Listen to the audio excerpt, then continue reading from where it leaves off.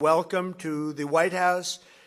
Lionel Messi. သမ္မတဒေါ်နယ်ထရန့်ရဲ့ဖိတ်ကြားမှုကိုခံခဲ့ရတဲ့မက်ဆီအင်တာမီယာမီအသင်းဟာပြီးခဲ့တဲ့ဒီဇင်ဘာလသူတို့အသင်းသမိုင်းတစ်ချောင်းပထမဆုံးအကြိမ်မေဂျာလိဖလားကိုဆင်ကူးနိုင်ခဲ့တာကြောင့်အဆင့်အလားအတိုင်းအင်ဖြူတော်ရဲ့ဖိတ်ကြားမှုကိုခံခဲ့ရပါတယ်။စနေနေ့မှာဝါရှင်တန် DC မှာကစားမယ် DC United နဲ့ပွဲမတိုင်ခင်ဒေးဗစ်ဘက်ခန်အပါအဝင်မက်ဆီနဲ့အသင်းဖော်တွေဟာအင်ဖြူတော်ကိုရောက်ရှိလာခဲ့ကြတာပါ။ထူးခြားတာကမက်ဆီဟာပြီးခဲ့တဲ့2025ဇန်နဝါရီတုန်းကသမ္မတဟောင်းဂျိုးဘိုင်ဒန်ကလွတ်လပ်ရေးဂုဏ်ထူးဆောင်တစိုက်ချီးမြှင့်ဖို့ဖိတ်ကြားတာကိုအလုပ်ကိစ္စတွေအကြောင်းပြပြီးညှင်းပယ်ခဲ့မှုပေမဲ့အခုတော့ Trump နဲ့ဆိုဖို့ဖြစ်လာခဲ့ပါတယ်။သမ္မတဒေါ်နယ်ထရန့်ကမက်ဆီကိုကြိုဆိုနှုတ်ဆက်ရင်သူ့တာဘာရွန်ဟာမက်ဆီရဲ့ပရိသတ်ကြီးဖြစ်ကြောင်းနဲ့မက်ဆီကိုတွေ့ရမှာဖြစ်လို့စိတ်လှုပ်ရှားနေတဲ့အကြောင်းကိုပြပြခဲ့ပါတယ်။ဒါအပြင်အသက်38နှစ်အရွယ်မက်ဆီဟာမကြသိခင်ကမှအင်တာမီယာမီနဲ့2028အထိစာချုပ်တစ်ချုပ်ဆိုထားသလို MLS သမိုင်းမှာကစားသမားအကောင်းဆုံးဆုကိုနည်းနည်းစတက်ရတဲ့ပထမဆုံးသူဖြစ်လာခဲ့တာကိုလည်းထရန့်ကအတိအမြတ်ပြုချီးကျူးခဲ့ပါတယ်။ထရန့်ကမက်ဆီကိုအခုလိုလေးပြောခဲ့ပါသေးတယ်။မင်းဟာကဘာပေါ်ကဘေးအသင်းကိုမဆိုသွားလို့ရပေမဲ့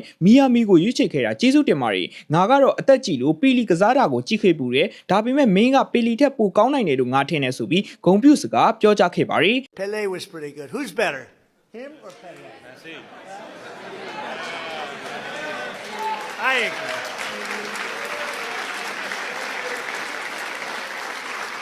I agree. ဒါဟာဂုံကြီးတယောက်ရဲ့အရှိန်အဝါပဲဖြစ်ပါတယ်ဒီဗီဒီယိုလေးကိုအဆုံးထိကြည့်ပြီးကြတဲ့အတွက်လည်းကျေးဇူးအများကြီးတင်ရှိပါတယ်ခင်ဗျာ